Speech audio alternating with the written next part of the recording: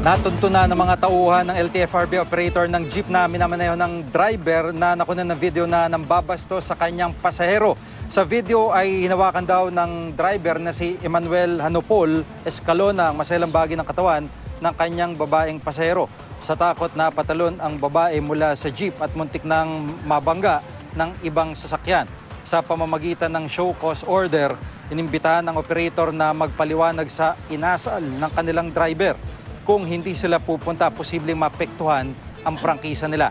Sabi ng mag-asawang operator ng jeep, 2 araw nang di pumapasada para sa kanila sa Escalona.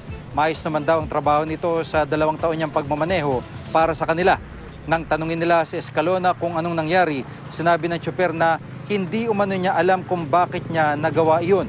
Sabi ng operator ng jeep, ay wala nang gusto magmaneho ng jeep na ginamit ni Escalona dahil natatakot ang ibang driver na mapagkamalang sila ang nambastos na tsuper.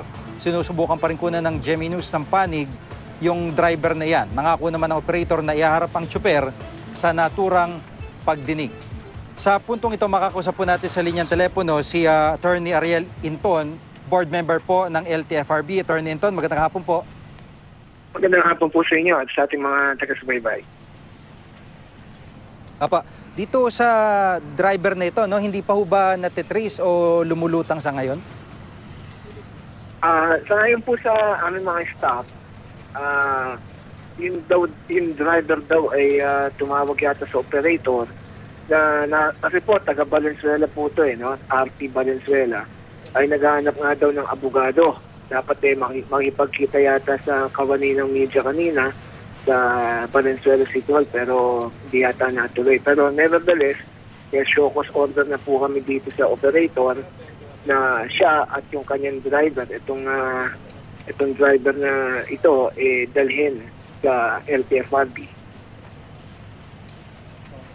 Opo. Yung Hello? ganito, hindi ho ba automatic talagang dapat tanggalan na ng lisensya ito dahil sa itsura nito hindi lang nakakatakot, kundi talagang alam niyong gumawa na nga ng masama. So, di ba automatic kayo, dapat tanggalin to na lisensya? Opo, tama po kayo. Kaya lang po, ang meron pong jurisdiction sa lisensya ay ang LTO. Kaya kami sa LTFRB, i-recommenda po natin na kanselahin ang driver's license nitong driver na to sa LTO. At sigurado naman yan, pag nakita ng LTO yung ginawa niya, no, ayon sa video at sa laysay ng complainant, ay matatanggalan po siya ng lisensya. Dahil pag nakita niyo po yung sa video, padila-dila pa, hindi lang po yan, no? Makikita niyo po ang kanyang kasuotan, nakasando, nakashort, improper attire po yun para sa isang driver ng public utility vehicle.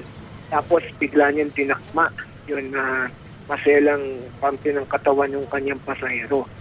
Sangayon din po sa yung biktima, ang sabi niya po sa akin, yung humarap kahapon, nagkataon na nag-iisa na lang po siyang pasahero nung ginawa niya yun. No? Siya po ay nakaupo sa harap. Kaya malamang bilang po panghahawak ang balak nitong driver na to, maaaring may mas madilim na balak to. Kaya dapat talaga lalo madaling panahon po maano na po to. Mabigyan po ng magbigyan ng aral at mademanda po na complainant. Apo. Yun hong mismong operator, ano po ang pananagutan niya? Yung po operator, gusto po na malamang na bakit pumapayag siya na gano'n ang suot ng kanyang driver. Paano niya nakuha itong driver na to? Ito bang driver na to ay sumasailalim sa drug test dahil sa itsura po nito, ang driver na to at sa kanyang pahayag kanina sa kanyang operator. Ang sabi niya, hindi niya daw alam kung bakit nagawa niya yun.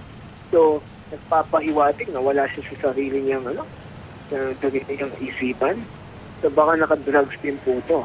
So, kapag yan mga yan, napatunayan po sa pagdinig, pwede po makansela yung prangkisa ng operator dahil kapabayaan po niya yun Ang kailangan sa operator, nagbibigay po ng ligtas na pananakay sa mga pasahero. Dito hindi po magiging ligtas yung pasahero nila kapag may ganito mga driver na katulad niya. Opo, at bago po masampulan ni Mayor Duterte itong driver na ito, ano po ang paalala nyo dito ho sa driver at operator na ito? Nangako silang haharap sa LTFRB. Pero pinayuhan na rin natin itong biktima na mag-file ng criminal case. No?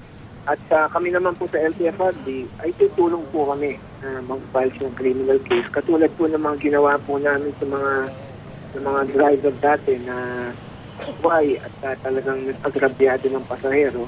Tinutulungan po namin para po malinis natin yung hanay ng mga driver dahil itong mga driver na to, nakatulad niya, ito ang nagpapasama sa imahe ng ating po mga public utility vehicle drivers. So, Maraming salamat po sa pagkakataon. Si Attorney Ariel Inton, board member po ng LTFRB. Salamat po.